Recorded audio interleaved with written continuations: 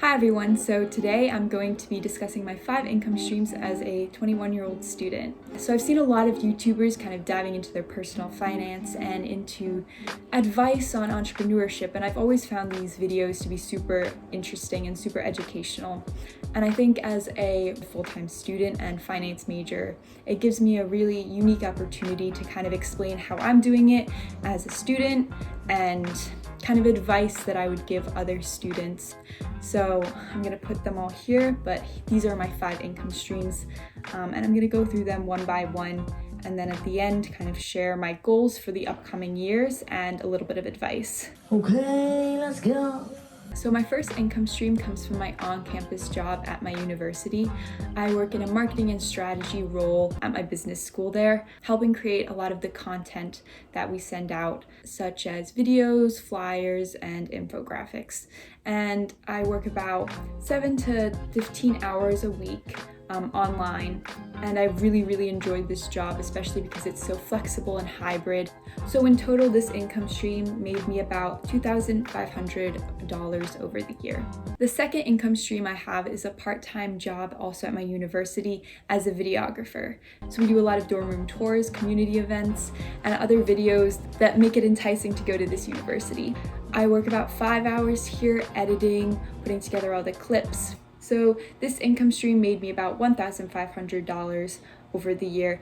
And personally, I think finding on-campus jobs is easiest for students, especially because there's that added flexibility. And they're quite easy to find once you kind of hone in on your niche, your strength, and try and bring that to the table and apply that to the university setting. So for example, my strength was filmmaking, so I scouted out opportunities at my university, who's looking for filmmakers, who's looking for kind of media people, and applied. So I would say to any student out there who's trying to find an on-campus job, definitely start with your strength, whether it be tutoring, working for athletics at your school, or even just working a business job like I chose to do.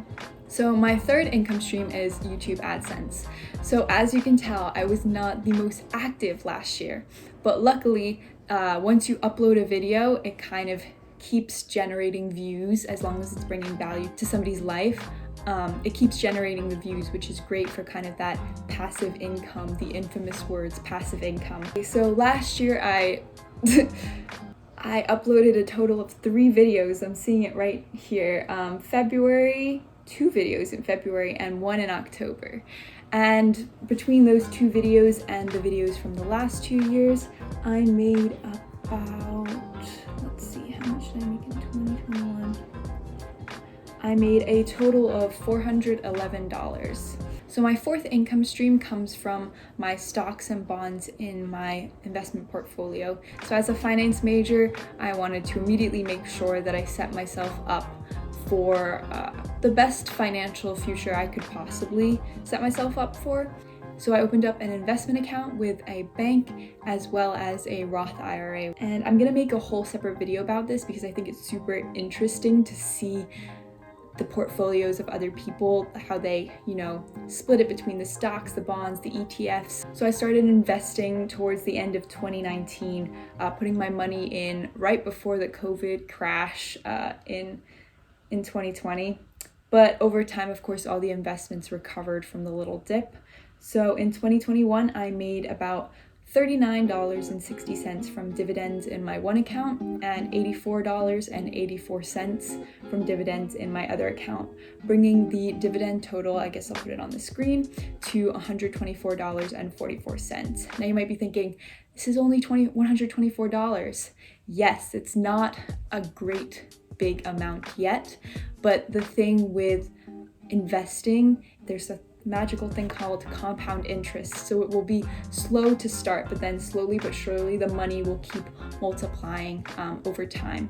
And so $124 is a great start, I would say, for a student especially to invest in their future. So my fifth and final income stream comes from the Etsy shop that I tried to start, and it didn't go incredibly well. This is kind of a failed income stream, but I still added it because I learned a lot from it. So in July, I decided I wanted to make an Etsy shop selling invoices and resume templates that people could download and then fill out with their information.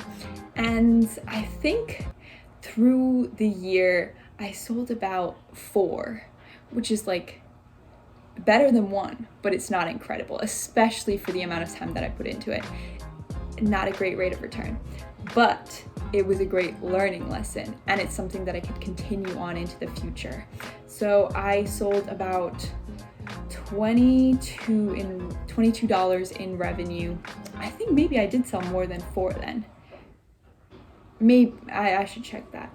I sold about $22 in revenue and made a $2.87 profit. That's $2.87 in profit, which isn't really counting the time I invested into it either, or it would be negative.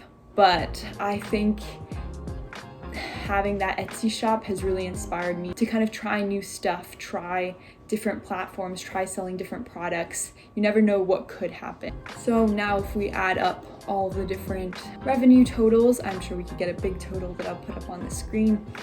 So this was the money that I made from jobs working part-time while being a full-time student. So now I'm just gonna dive into a few tips that I know I would have loved to hear if I was like 18 years old and just starting school and kind of looking for that supplemental income. So the first tip is to always start with your professors or your school when looking for opportunities. I think this is just the easiest option, and the option where you can still be in that kind of school setting and have that flexibility, but also be starting to work, you know? And to kind of get that, I would send them a kind email being like, "Hi, Professor such and such. I was just wondering if you knew of any opportunities in," and then put kind of what you're looking for, whether it be the tutoring or the business or the athletics.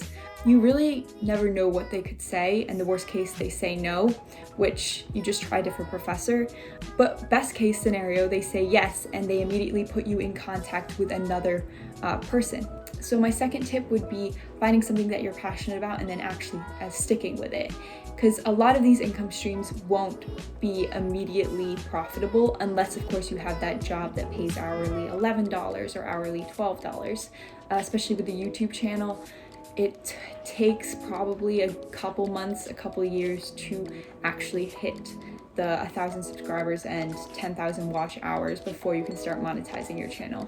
So definitely patience is key, and the opportunities might be overwhelming because you can do affiliate marketing, you can do business, you can do so many different types of jobs that it's hard sometimes to pick one.